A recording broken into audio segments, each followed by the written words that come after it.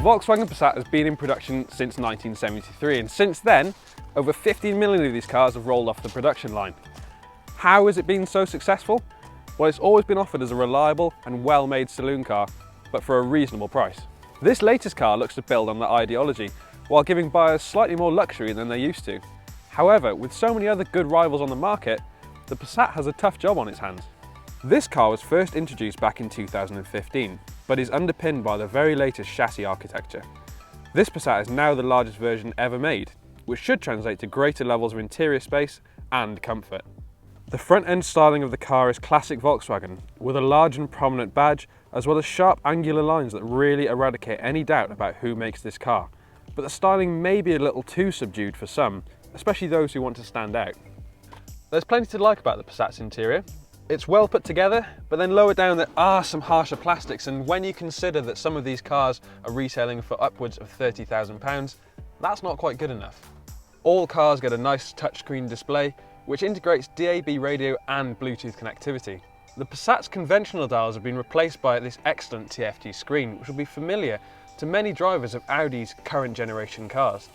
There's a good range of engines offered with the Passat, though if you're looking for a petrol, it's not as conventional as you think, but we'll come to that in a minute. As far as oil burners go, there's a 1.6 litre diesel and a 2 litre diesel, with the latter offered in 2 stages of tune.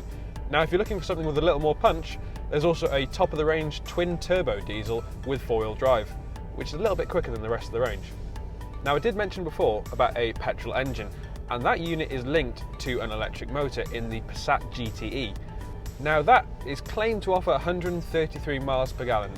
Will you see that day to day? Probably not, but Volkswagen claims it'll also do 35 miles in all electric mode. So if you're looking to keep costs low, that might be your best choice.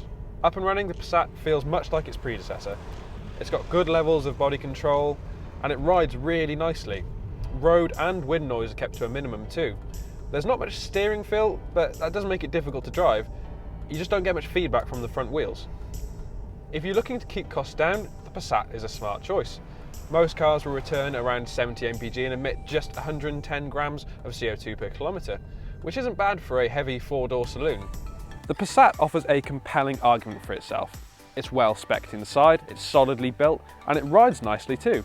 However, the price of some higher end versions does put it perilously close to more premium rivals, and that may dissuade some people from picking it.